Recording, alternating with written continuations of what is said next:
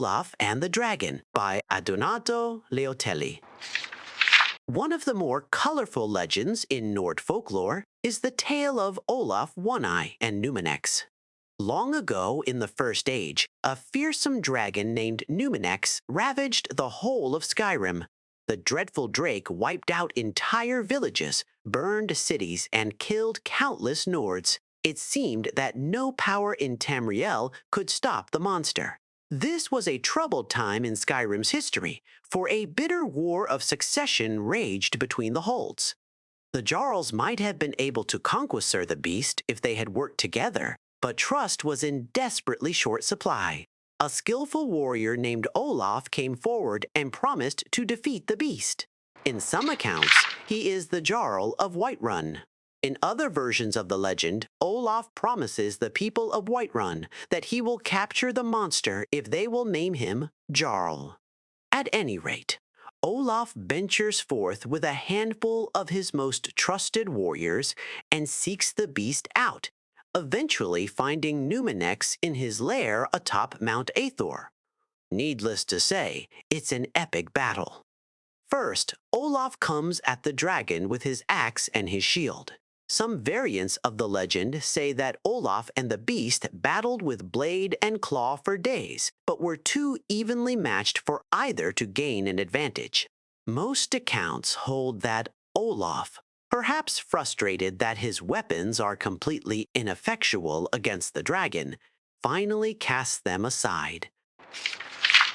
Giving voice to the rage that has been building within him, Olaf unleashes a terrible shout. Here again, the stories diverge.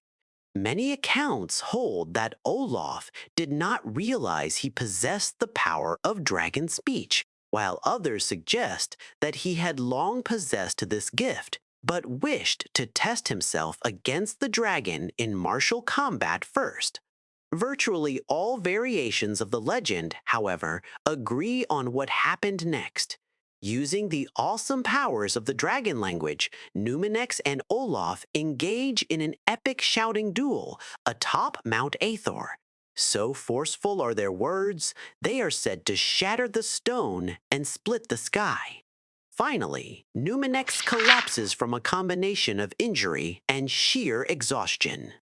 Somehow, and this detail is conspicuously absent in virtually every account, Olaf manages to convey the dragon all the way back to the capital city of Whiterun.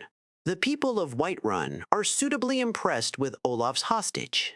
They build a huge stone-holding cell at the rear of the palace, which they rename Dragon's Reach.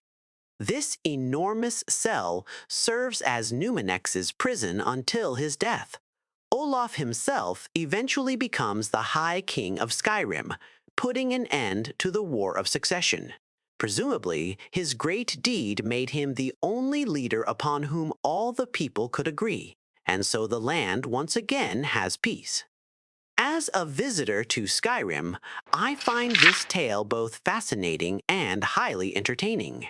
It is one of the most celebrated legends of the Nords, and one can easily understand why. It's a story of surpassing heroism, in which a resourceful and worthy Nord does battle with a truly terrifying adversary and emerges victorious by yelling him into submission. The only way in which this could have been even more of a Nordic tale would be if Olaf beat Numinex in a drinking contest. The legend is not without its doubters, however. The bard Svafnir, who lived during Olaf's reign, wrote and performed an alliterative verse that challenged Olaf's version of events. Enraged, the High King threw the rebellious bard in prison and destroyed all written copies of the verse. How I would love to lay hands on a copy of that verse. I admit, I am immensely curious to know what assertions Svafnir made about how Olaf really defeated Numinex. There are a few ancient bard texts that provide one possible answer.